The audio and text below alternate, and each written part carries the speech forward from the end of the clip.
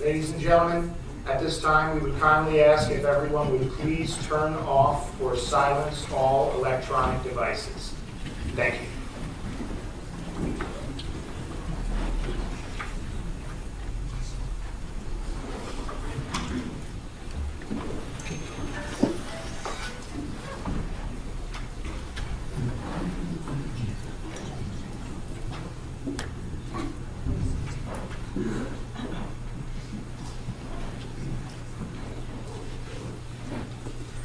I have learned that in times of separation and loss and sorrow, the Psalms can bring much comfort and solace. And in this spirit, we now recite the 23rd Psalm, this great Psalm of faith. And these words remind us that even when we feel alone or lonely, we are never truly alone, for God is with us. And we know that God is with Anne, my mom. Her given name was Annalise. And we now hear these words first in the Hebrew.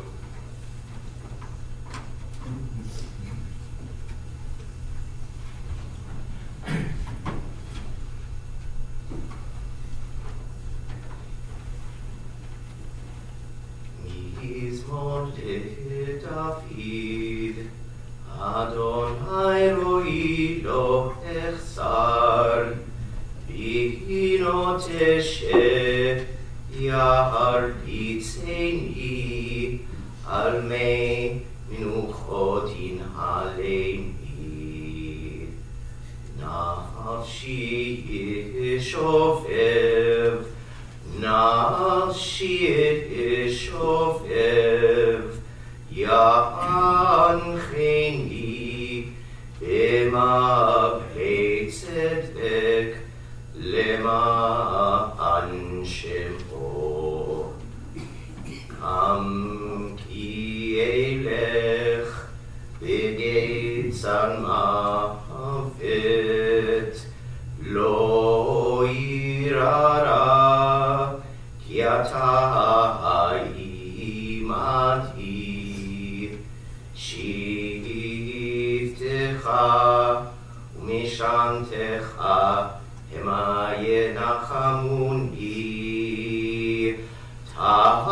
Taroch lefanai shulchan, taroch lefanai shulchan, taroch lefanai shulchan.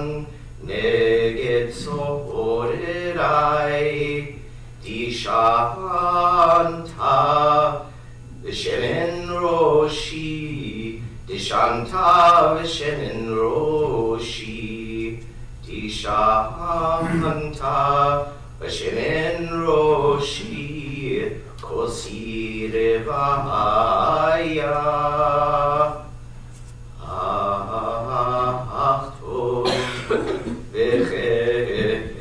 V'chesed yirdefuni kol yemei chayai, v'shavti b'beit Adonai, v'shavti b'beit Adonai, le'oletech Yamim. We join together. The Lord is my shepherd, I shall not want. He maketh me to lie down in green pastures. He leadeth me beside the still waters. He restoreth my soul. He guideth me in straight paths for his name's sake. Yea, though I walk through the valley of the shadow of death, I will fear no evil, for thou art with me. Thy rod and thy staff, they comfort me. Thou preparest a table before me in the presence of mine enemies. Thou hast anointed my head with oil. My cup runneth over. Surely goodness and mercy shall follow me all the days of my life, and I shall dwell in the house of the Lord forever. Psalm 90.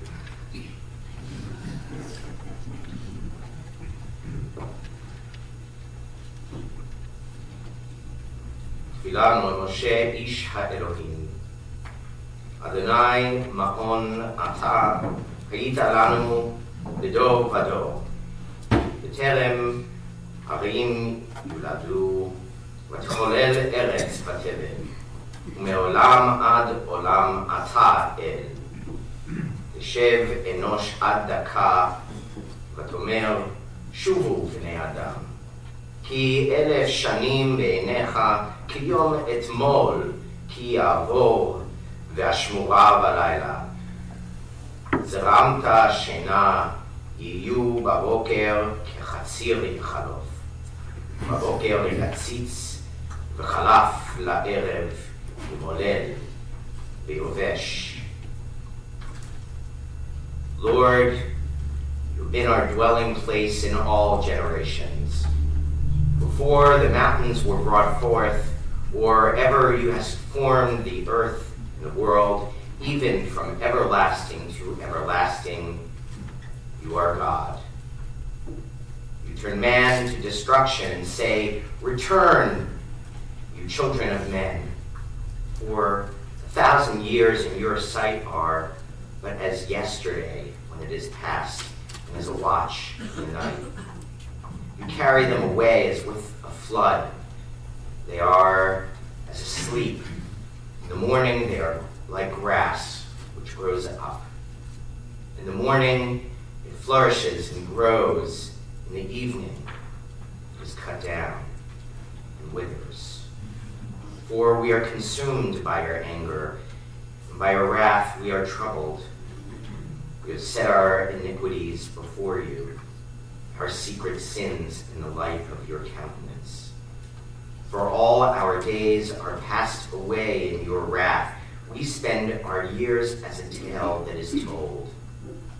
The days of our years are 80 years and 10, and if by reason of strength they are 80 years, yet is their strength labor and sorrow, for it is soon cut off, and we fly away. Who knows the power of your anger? Even according to your fear, so is your wrath. So teach us to number our days, that we may apply our hearts unto wisdom. Return, O Lord, how long? And let it repent your concerning your servants. Now satisfy us early with your mercy, that we may rejoice and be glad all our days. Make us glad according to the days wherein you have afflicted us, and the years wherein we have seen evil. Let your work appear unto your servants, and your glory unto their children.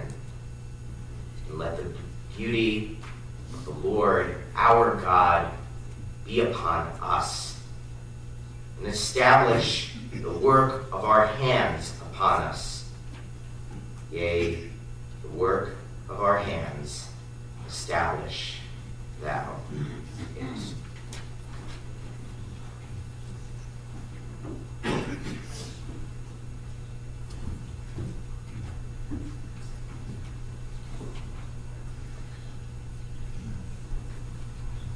Psalm 121. Esainai el heharim me'ayin yavo Ezri me'im Adonai ose shamayim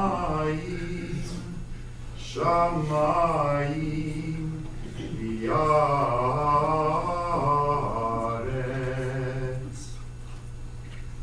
al yeten lamot raglecha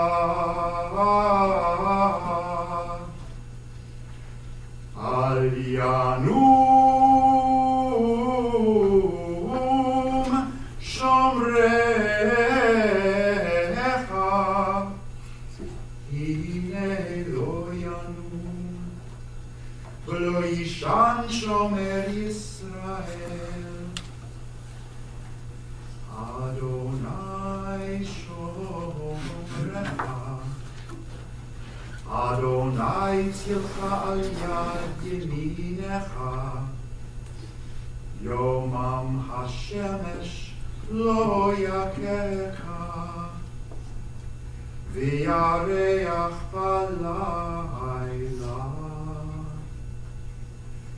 Adonai yishmarcha mikol ra, yishmor et nafshecha. Adonai yishmar tzidcha u'forecha me'ata v'yad olam.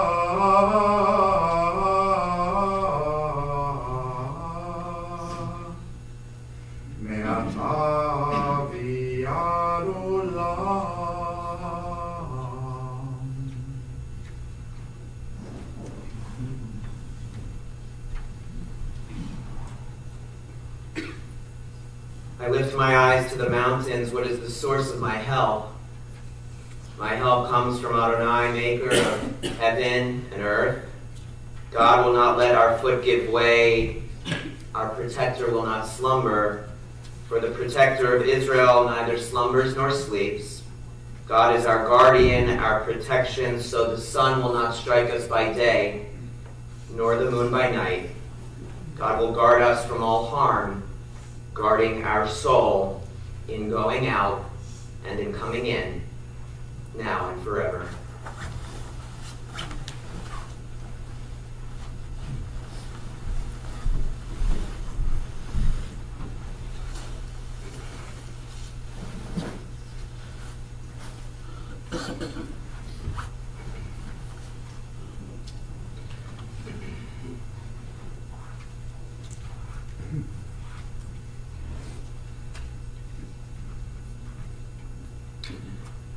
I have a confession to make. I've been working on this eulogy, this tribute, for 50 years, and I still don't have enough time. Let me begin by saying that on behalf of our family, we thank you. We thank all of you. We thank each and every one of you for your support, care, concern, and love during this difficult time. We are truly overwhelmed by the outpouring of text messages, emails, phone calls, cards, and comforting wishes.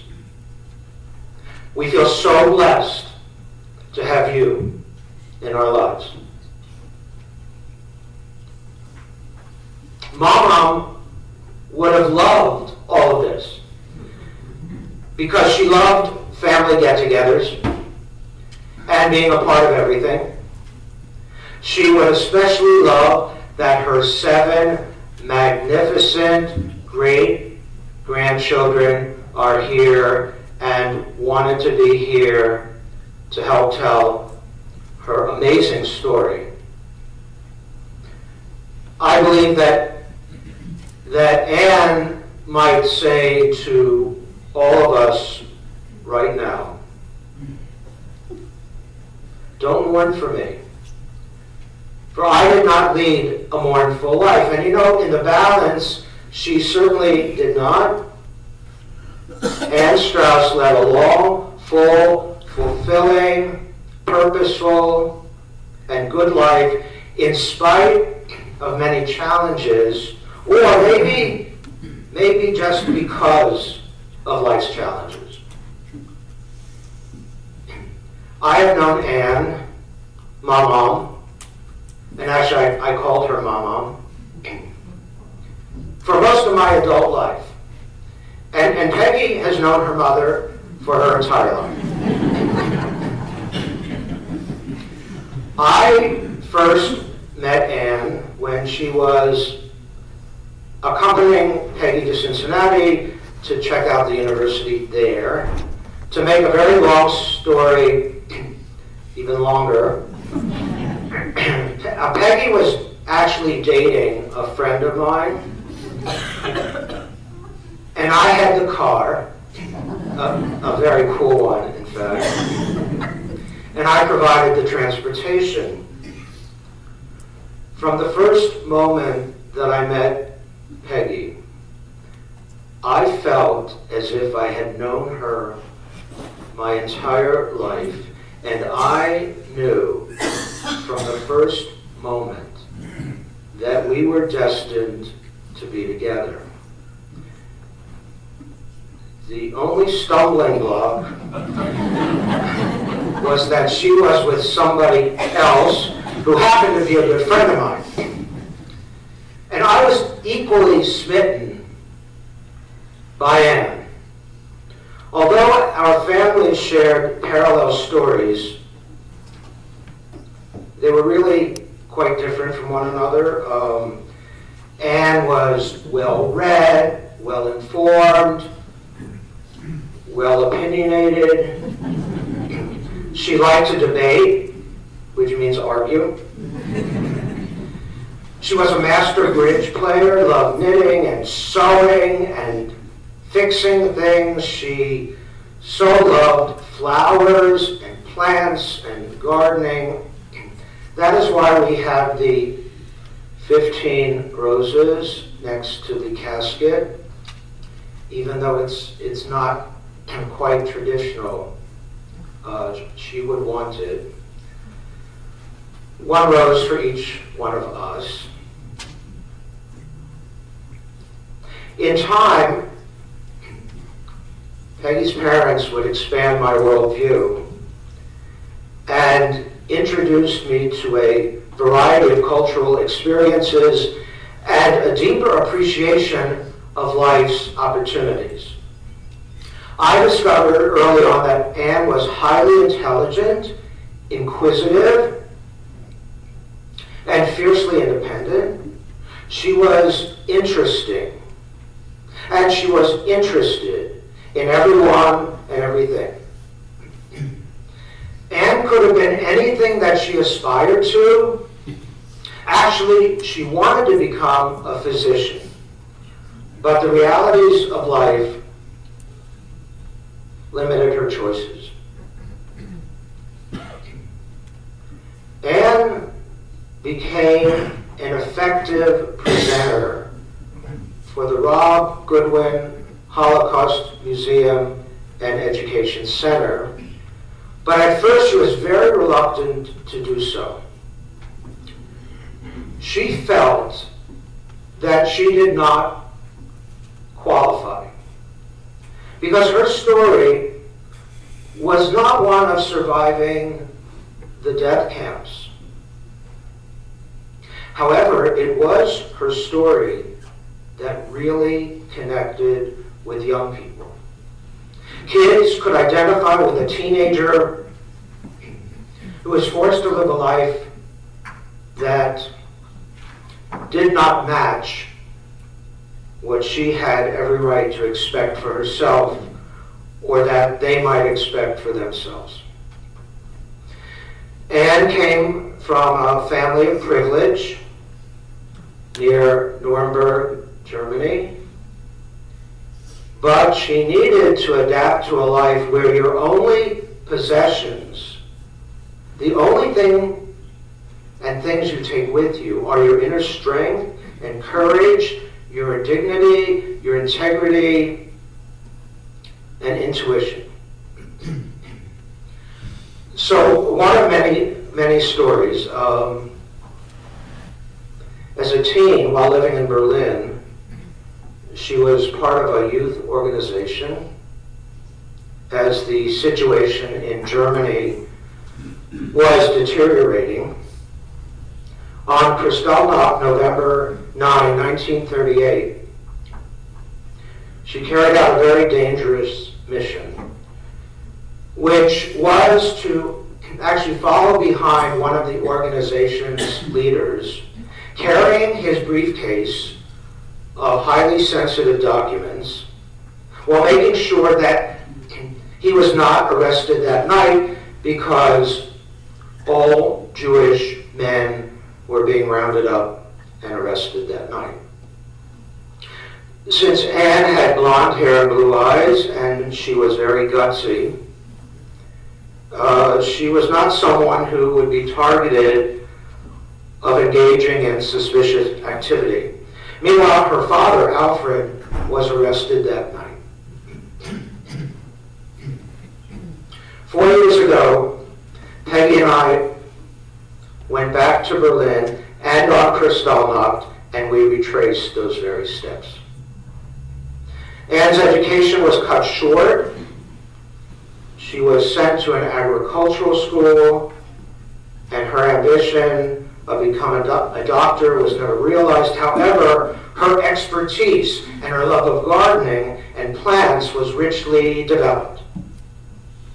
She related harrowing stories of escaping Germany, making her way to Holland, finally arriving in England where relatives lived. She actually wanted to come to America at that time, but the quota system here did not permit it. And all of this helps to explain her charming German, British accent. Her story has been documented by Steven Spielberg and by hundreds of students who were just naturally drawn to her. While in London, she was trained as a nurse, and in addition to caring for patients, because that's what a nurse does, her job was also to extinguish explosives that landed on the roof of the hospital during the Blitz. Some job description. Anne was seriously wounded when one of these devices exploded near her face. And her dear friend, Peggy, who was Irish, was fatally injured. So now you can understand why Peggy is Peggy, and that she is not actually Irish.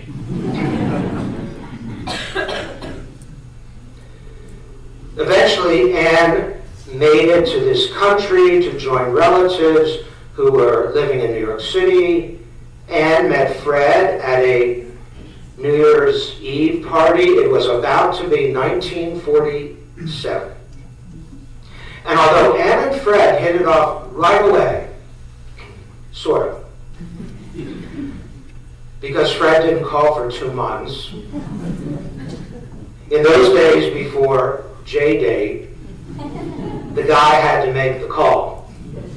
And finally, Fred called Mount Sinai, the hospital that is, not because he was ill, but because Anne was a nurse there. And their first date was very romantic. Fred brought to Anne African violets right to the hospital floor, and Anne was holding a full bedpan. And that's when they exchanged gifts. And after a couple of dates, Mom asked, "Can I now consider myself engaged?" Forget about no J-Date. And actually, Papa didn't say no. And P.S., they were married for 61 years. And they were married on Fred's 40th birthday. And over their many years, they evolved into a real team, a true partnership, best friends, the most wonderful grandparents, and the most wonderful great-grandparents. That is not to say they did not argue or disagree, which often occurred when they were calling us from Florida on the phone with one another when they're supposed to be talking to us. Years later, as a nurse at Lenox Hill Hospital, Anne became the head nurse, actually, of the infant nursery. And for years, taught Lamaze there. Some of her families included Joe Namath, Mary Martin, Dustin Hoffman, and then there was this singer-songwriter who I will now describe. Mom called Peggy to tell her there is this sort of dirty-looking guy with a black leather jacket who insists on holding his newborn child, and I told him not before he showers and changes. And so Peggy asked, so what's the name of this new father? And she said, well, here it is. It's Robert Dyland. And Peggy replied, I'll be right over there. Other Anne stories. So Peggy and I, we became best friends. And while visiting her in Rye, New York, her dear friend Dora, who was Greek,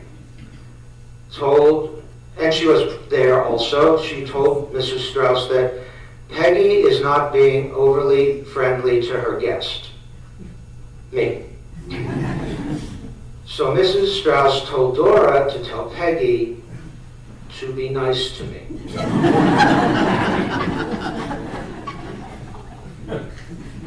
And she was. And it's the only time that Peggy really listened to her mother. Peggy and I became engaged on Peggy's 20th birthday. And her mother called all of her friends and said, Peggy is finally engaged. And we were actually married 6 months later, and she was still 20. And I was 21. Oh, there was, you have time, right?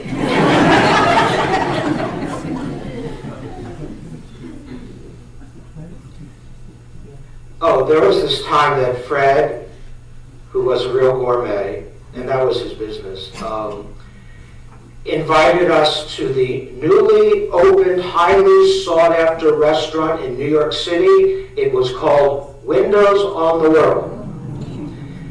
And we took the express elevator, which travels at lightning speed up to the 110th floor of the World Trade Center. Oh, I failed to mention that Peggy was pregnant at the time with Ben. We had this amazing table overlooking Manhattan, overlooking New Jersey, and overlooking the world. And Peggy was feeling very woozy and faint. And her mother, the RN, with a lot of experience with pregnant women, she knew exactly what to do. She took her glass of water and threw it in Peggy's face.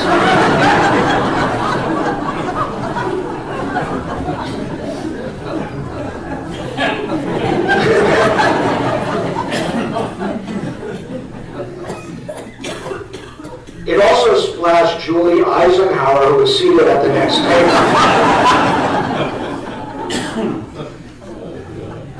Mom's greatest joy was being ever present in the lives of her grandchildren.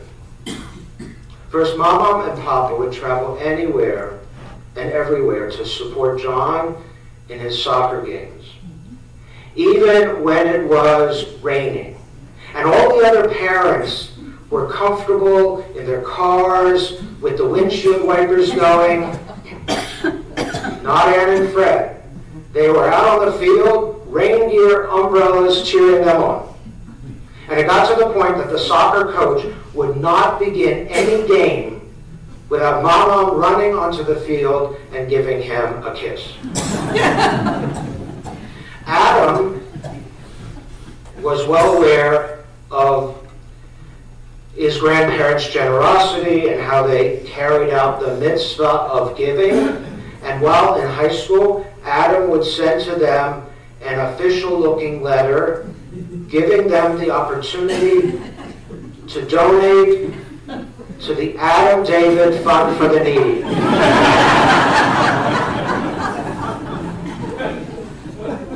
And while we were visiting Ann and Fred in Woodstock, New York, which was a rental, and it was along with the Barrett's family, it must have been a particularly chaotic morning. Peggy trying to get everyone out of the house, going somewhere, and Peggy gently reminded Ben to get moving. And Ben said, "You are not the boss of me." And Peggy said, "Well, who is then?" And he said, "Mama." And actually, that was true. And how Anne loved her family. Family meant everything to her. Peggy and me and Ben and Lisa and John and Jamie. Jamie.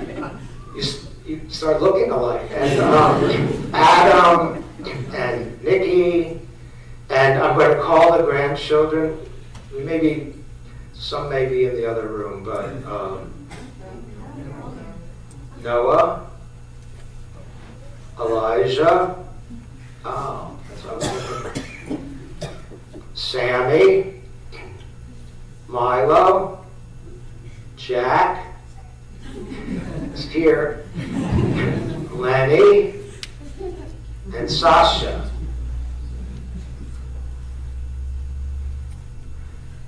You were the light of her life.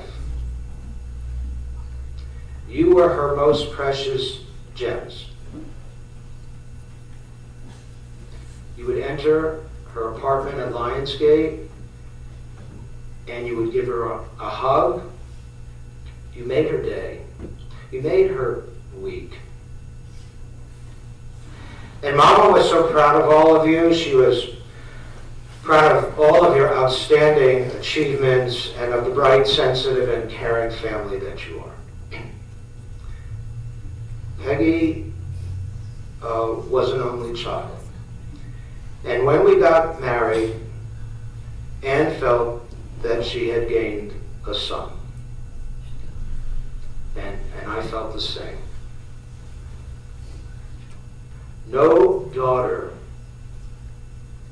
could have shown more respect and devotion for her parents as Peggy had. Without a doubt, you added to the quality and quantity of your mother's life. Peggy was always there for her mother, to keep her schedule, to keep her going, to take her to appointments, to touch base every day, to visit often during the week, to share Shabbat dinner, and to accompany her to Shabbat services. One story that comes to mind, because she, as you know, was losing her sight and losing her hearing, we got her this very big watch, but it also speaks to you. You know, it tells you the time. I can't tell you what that's like when you're giving a High Holy Day sermon. And she's seated close to the front. And you're ready to make this great point about something. The time is 12 noon. And everyone is thinking, yeah, it's time. Thanks. I'm glad somebody said it. And also, our family deeply appreciates the attentiveness and diligence and dedication Vida, who Anne really thought your name was Ida. We never could change that.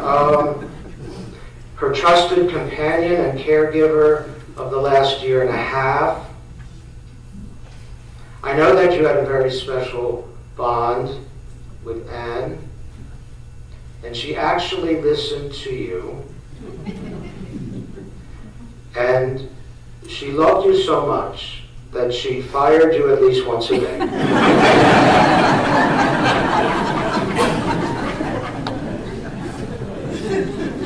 And a special shout out to Fred Levin. Fred, first of all, he's not here. He had this cruise planned, and he said to me Friday night, I can cancel my plans because I really want to be there. But this whole service is also now live streamed, so he's watching it. So Fred, Friday nights, Temple Emmanuel, you always made sure that Mama got out of the car safely, she found her seat, her hearing device was on it, and he greeted her with a very friendly, Shabbat Shalom, sweetheart. However, I believe that one can best understand and appreciate a person by the way in which one copes with adversity and setback, disappointment, illness, and loss. Anne had more than her share of medical challenges. For a woman who is so vibrant and vital, to gradually lose her hearing, her sight, her mobility, was frustrating and isolating for her. In recent years, Mama could no longer play bridge, read books, knit, sew, and barely could watch TV. And yet, she did the best she could. As we used to say, she's bumping along.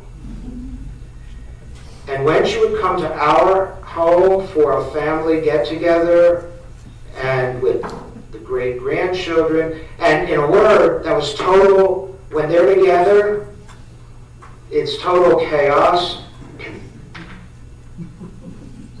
Not today, but Mama didn't have a clue as to what was going on around her, but she loved being a part of everything. She couldn't see it, she couldn't hear it, but she was part of it. I want to tell you about Anne's last day. We didn't know that it would be her last day, which I guess is a good thing. So Peggy was planning to join her mother at the bistro at Lionsgate. They did that quite often. They were going to meet at the bistro. And through Vida sent a message. She's not going to be coming to lunch because she was, she didn't want to. But she was also feeling a little achy, and she was getting dressed. And then Peggy said, that's too bad because Ben is joining us for lunch. She said, I'll be right over.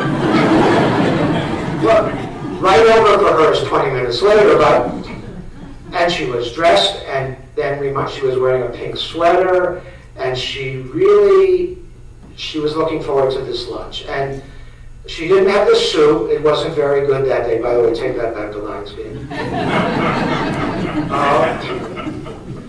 And then Peggy spent the rest of the afternoon with her. She was actually, looking back, she was probably rallying. She wanted to start knitting again.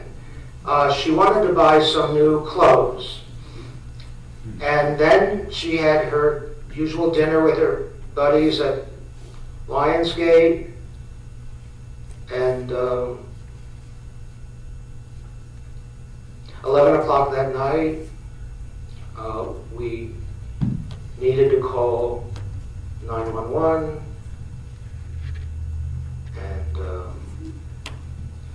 She was not really responsive. And then a few hours later, she died.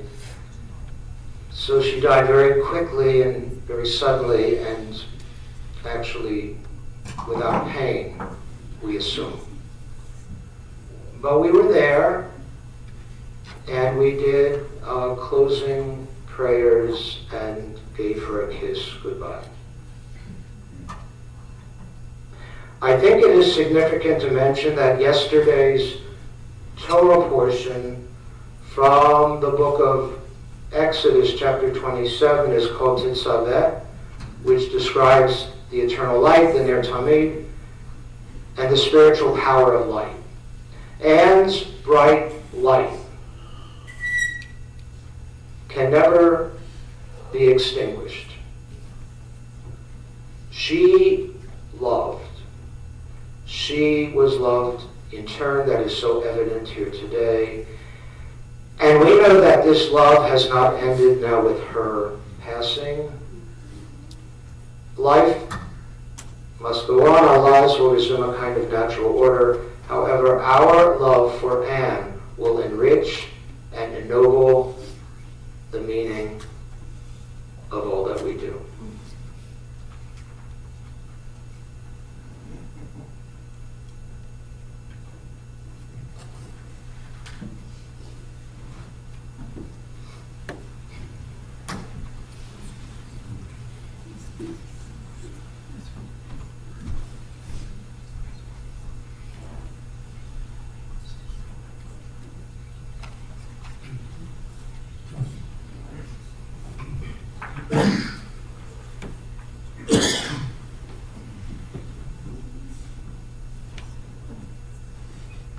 I experienced my first existential crisis at the age of 11, and it was my grandmother's fault. I remember it like it was yesterday. She called us from her home in Rye, and I happened to pick up the phone. It could have been anyone, but God chose me. This was well before cell phones and the long curly Q phone cord stretched across the kitchen as she started with the usual. How's school? Terrible. Are you being nice to your brothers? Nice enough. How's bar mitzvah prep going? It's going. She continued, I wanted to tell you that when Papa and I go to Florida this winter, we're going to rent our house here in New York to a young man named John, let me make sure I get this last name right, Van Beesbrook.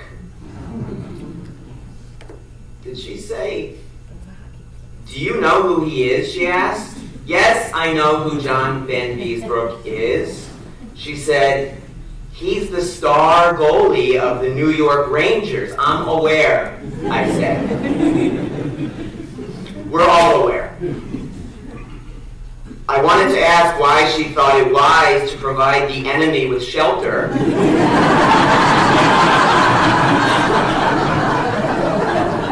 Or why John Van Beesbrook couldn't meddle with the psyche of some other grandchildren somewhere. We lived hockey, but we loathed the Rangers. After an interminable moment, she asked, so you want his autograph, right? Yes, of course I want his autograph, Mama. My grandmother lived just shy of a century, and I like to think of her life as a novel divided into 3 distinct parts. The first part takes place in Germany. She was a daughter and a sister. She hid, as you heard, on a farm in the north alongside other Jewish teens. The program was called Großbrazen. For 2 whole years in the late 1930s, she didn't see her parents. On the farm, she learned gardening, which she would love and cherish for years to come, with the idea being that she would eventually be sponsored to leave Germany and work on a farm owned by the Großbrazen sponsor in Virginia.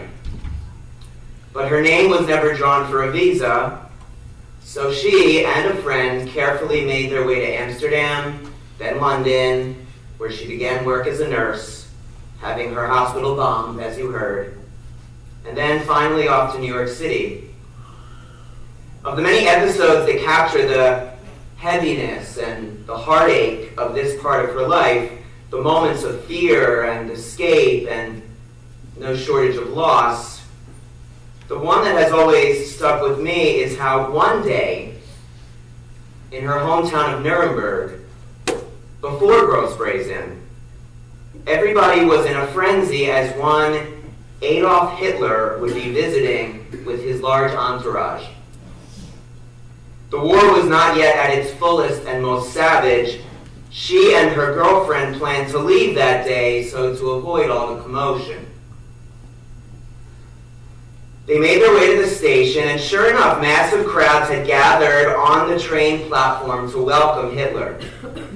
When Hitler and his commandants received word of the crowd, they arranged at the last second for their train to arrive on a different platform altogether, where there was no crowd, aside from two girls awaiting the train that would take them away for that afternoon. And so it was that Hitler emerged from his train car and walked past my grandmother, close enough for his shoulder to brush hers, and their eyes to meet for one impossible second. But my grandmother was always much more than those horrific, unnerving years of her life, which brings us to the second part of the novel, wherein she met my grandfather, Fred Strauss, also a German, also a survivor, and they were married in the study of Rabbi Hugo Hahn on my grandfather's 40th birthday, June 22nd, 1947. They took their honeymoon to the bastion of romance, that is Asbury Park, New Jersey.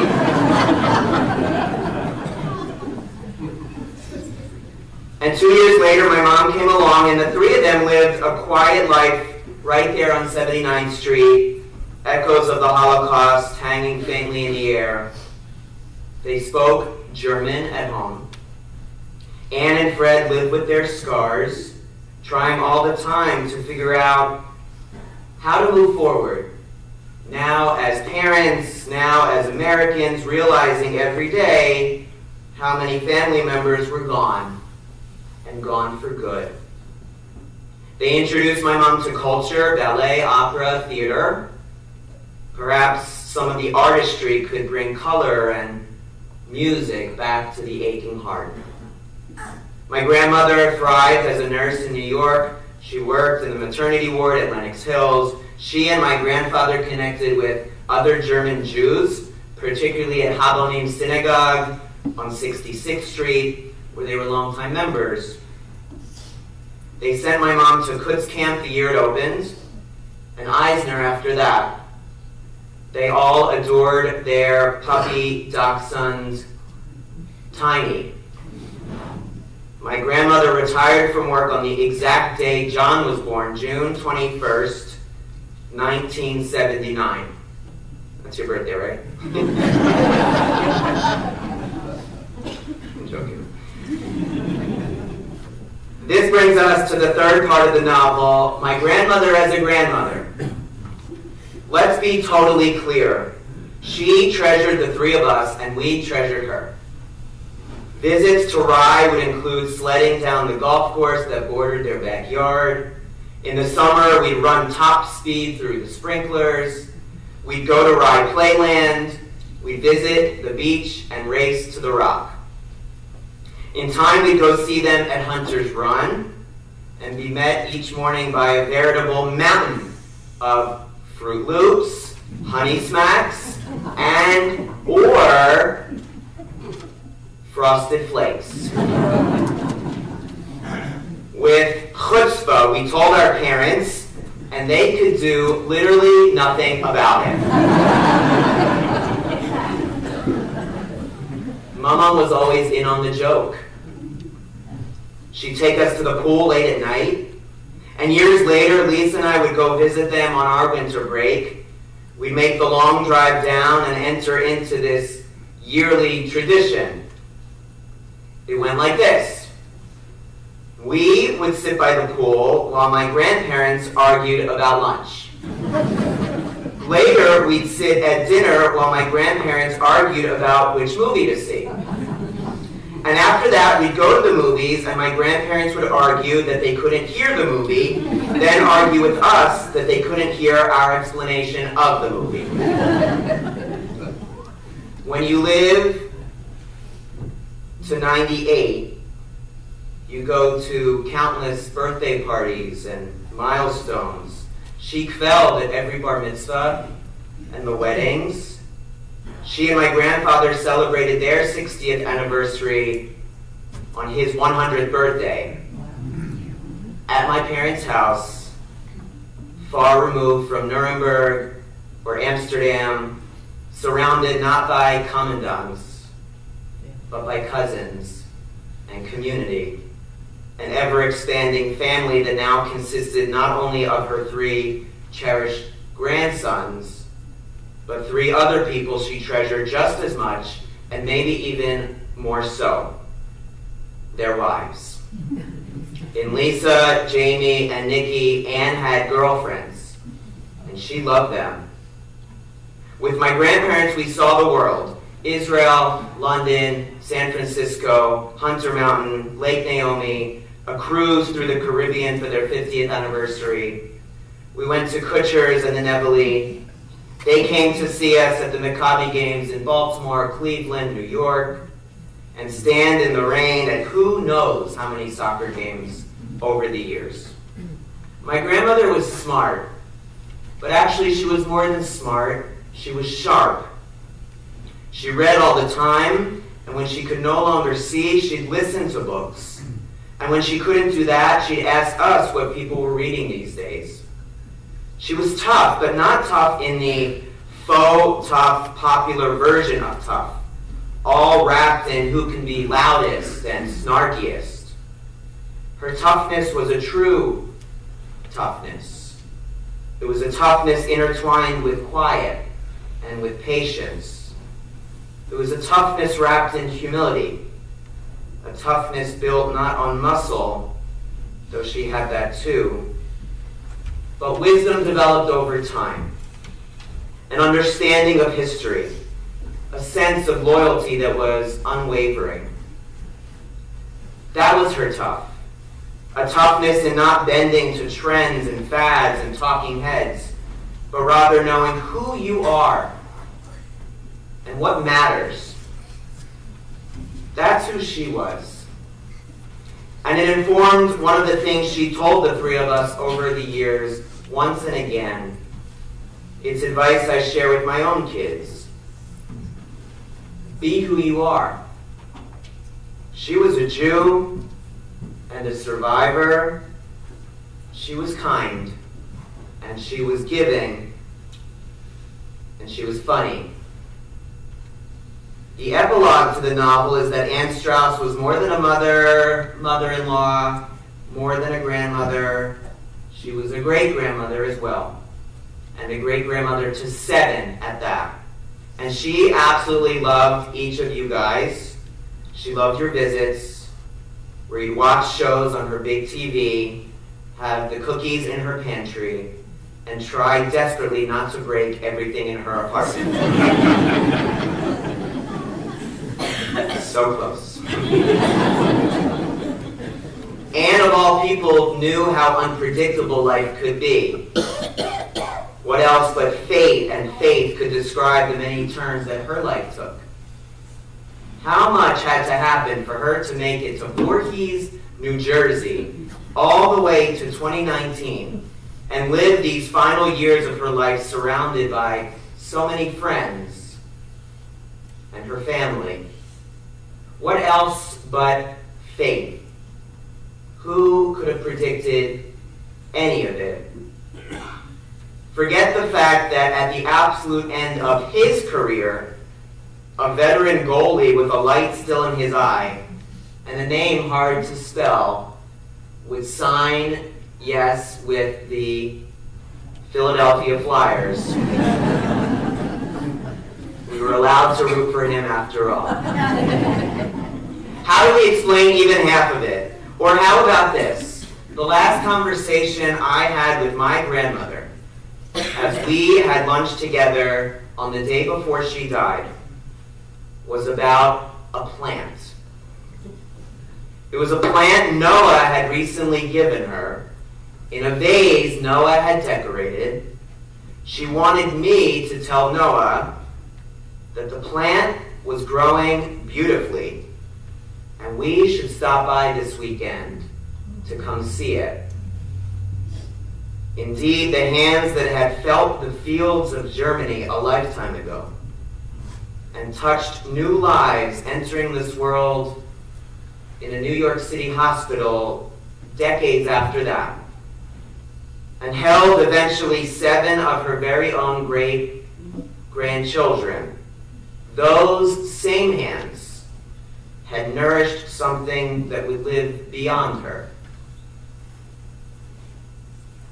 And of course, we are that something. All of us will go and grow because she nourished us and enriched us for so long. Mama, rest in peace. We love you forever.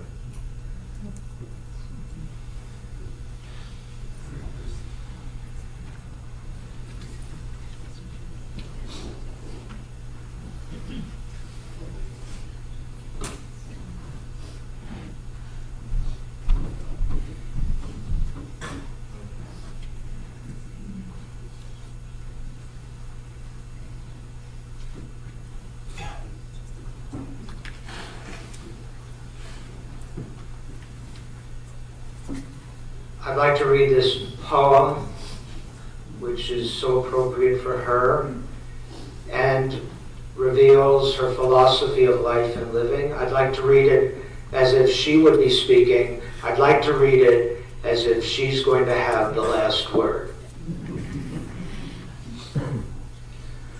Don't grieve for me, for now I'm free. I'm following the path God laid for me. I took God's hand. When I heard God call, I turned my back and I left it all. I could not stay another day to laugh, to love, to work or play. Tasks left undone must stay that way. I found that place at the close of day. If my parting has left a void, then fill it with remembered joy. A friendship, share, a laugh, a kiss, ah yes, these things I too will miss. Be not burdened with times of sorrow. I wish you the sunshine of tomorrow. My life's been full. I savored much. Good friends, good times, a loved one's touch. Perhaps my time seemed all too brief. Don't lengthen it now with undue grief. Lift up your heart and share with me. God wanted me, now God set me free. Let us all rise.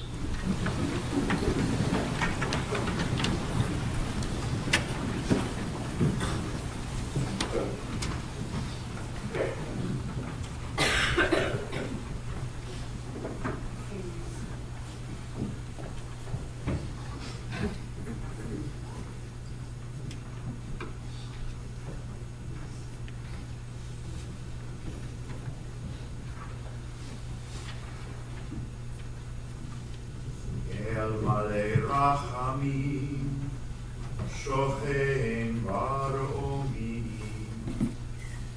המצא מנוחה נכונה תחת כנפי השכינה,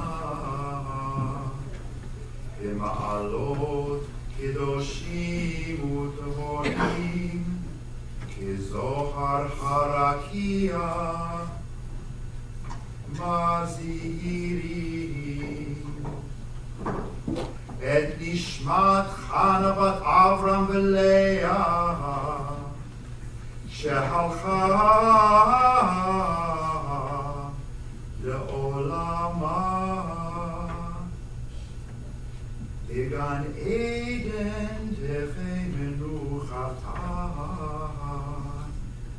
ענה בעל הרחמים, הסתיריה בסתר כנפך לעולמים, וצרור בצרור החיים את נשמתה, אדוני הוא נחלתה.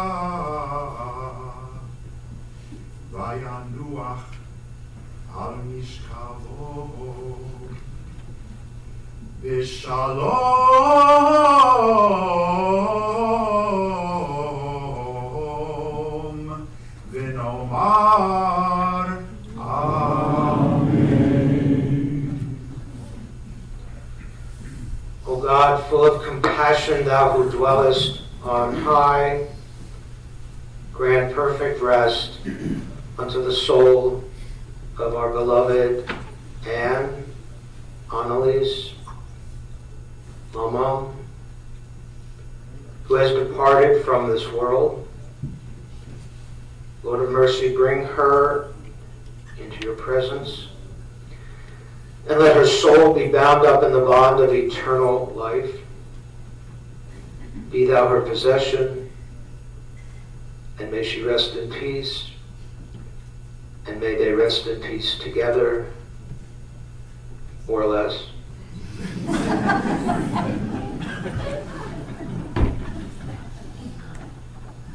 And we say, Amen. You may be seated.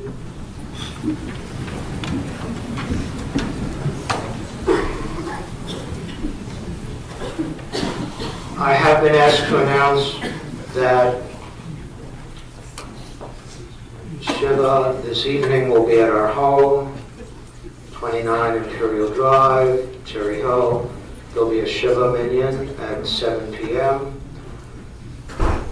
Tomorrow night, we will be at Lionsgate at their Commons Hall with Shiva at 7 p.m. And then Tuesday at our home for Shiva at 7 p.m.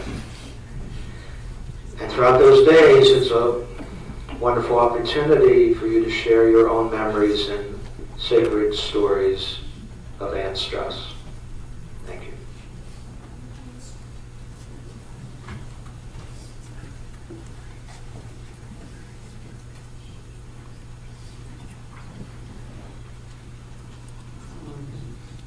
May we have the pallbearers, please?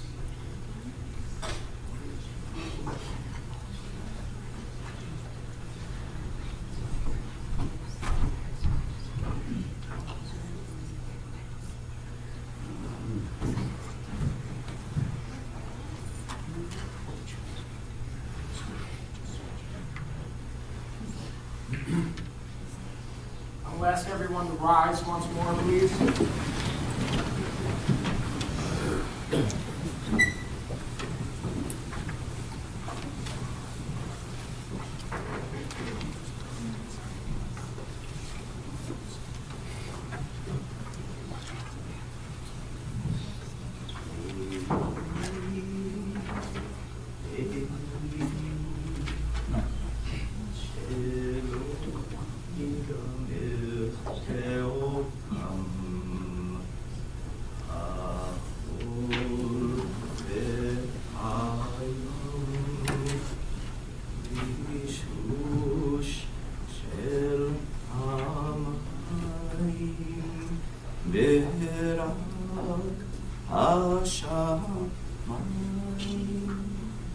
תפילת האדם החול הים אישוש של המים